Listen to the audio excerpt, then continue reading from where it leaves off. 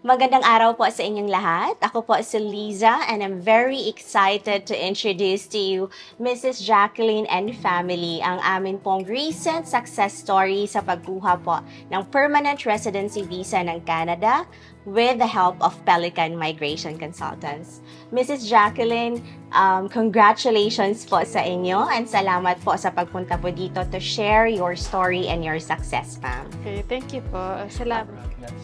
Thank you, sir. Okay, so, ma'am, paano po ninyo nalaman ang tungkol po sa Pelican? Actually, sa Facebook namin nakita yung Pelican Migrations.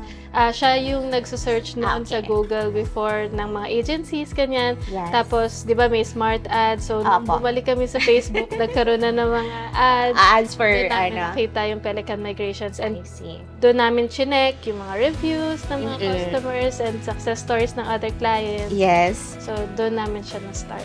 Paano po ninyo napili ang Pelican? Because, di ba ang dami pong mga agency dito, lalo na sa UAE. Ano po ang naging factor ng Pelican sa inyo? Ang pinaka nagpa-yes talaga sa amin sa Pelican is yung open contract ninyo.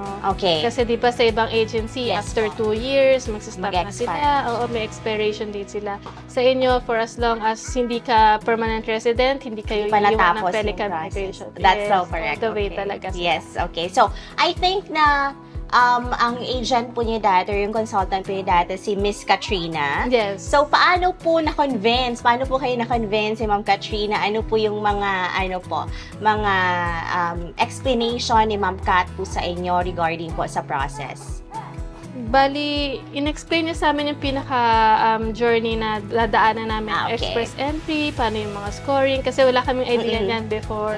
Tapos pinakitaan niya kami ng mga sample ng mga other clients kung nasa ang stage na sila, ganyan. So, doon kami na-convince na, okay, legit. Talagang denied po kayo, like, sa step by step. Yes. And then, knowing Miss Katrina, she's very thorough and very transparent sa kanyang discussion.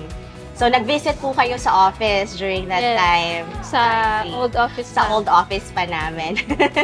Okay. And then, I think that si Mr. Sayed po, inyong case manager. Okay. So, ano naman pong masasabi ninyo kay Mr. Sayed? Si Sayed ay very hands-on. Yes po. From my experience. Thank you. Siya, nag-guide niya talaga kami every step of the way, you know. Meron kami mga nakakalimutan, meron mga, yun pala, kailangan namin gawin. So, talagang nagre-remind siya. Tapos, hindi ka mahihiya sa kanya na magtanong. Kasi alam niya naman na maraming pinagdadaanan sa... That's so correct. So, talagang very knowledgeable siya. Yes. Ginagawa. Oh, yes. Okay. Yes. Si Mr. Sayed po ay ang aming isa sa mga batikan ng mga case managers. Yes. And so, yun nga, in terms of the communication, hindi ka mahihiya. That's really good. So, yun po yung, yun din po talaga yung mga feedback ng aming mga successful clients sa aming mga case manager. Yung pinaka-importante, yung talagang open communication. Yung tipong, halimbawa, meron kang tatanungin ngayon, masasagot nila agad. Kasi iba parang it takes maybe 1 month. Parang you feel, diba, left out. Yes. O hindi sila, hindi ka komportable na i-reach out sila, or they're not really, you don't feel like they're willing to, like, help you or answer questions. Correct. Parang nahihiya ka na alam, magtatanong na naman kami. Pero it's normal for people who's in the process talaga. But then, good thing that you were handled properly with our case manager. Very experienced. Okay. So, ano po yung mga advice po niyo, sir, tas Ma'am Jack, sa mga nagpaplano po na mag-process po for Canada? Ano ba yung mga, ano ba yung kailangan nilang i-check sa isang immigration consultant? Ano ba yung mga kailangan nilang gawin para makapagsimula?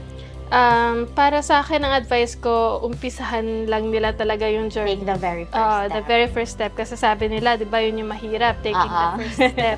Pag naumpisahan mo na siya and once you found the right immigration consultant talaga, Yes. tuloy-tuloy na siya magkakaroon ng mga difficulties and challenges, mga delays, ganyan, yung mga hindi inaasahan, like yung pandemic. Yes. Pero if you have the agency talaga na, na subok na at talagang mag-assist sa'yo, magsusupport all the way. Magiging successful. Successful talaga. Kayo, sir? Ako, ang pinaka maipapayo ko sa mga iba is yung wait lang. Ang maipapayo ko sa iba is yung talagang kailangan nilang mag-focus dun sa kung ano yung kanilang sinumulan. Okay. Yes. Ano yung goal? Ano yung goal nila na bakit nila gustong pumunta.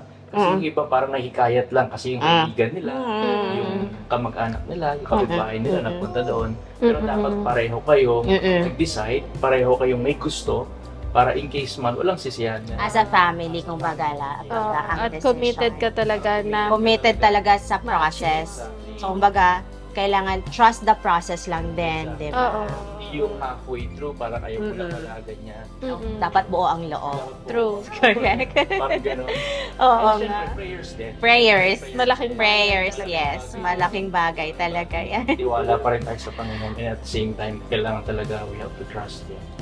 That's very, very inspiring po. Thank you so much, Mrs. Jacqueline. Thank you so much po, ma'am, for coming here today and for sharing your story. Again, congratulations! And we're so excited para po sa journey po ninyo sa Canada. Thank you so much. So this is from Pelican Migration Consultants. Thank you.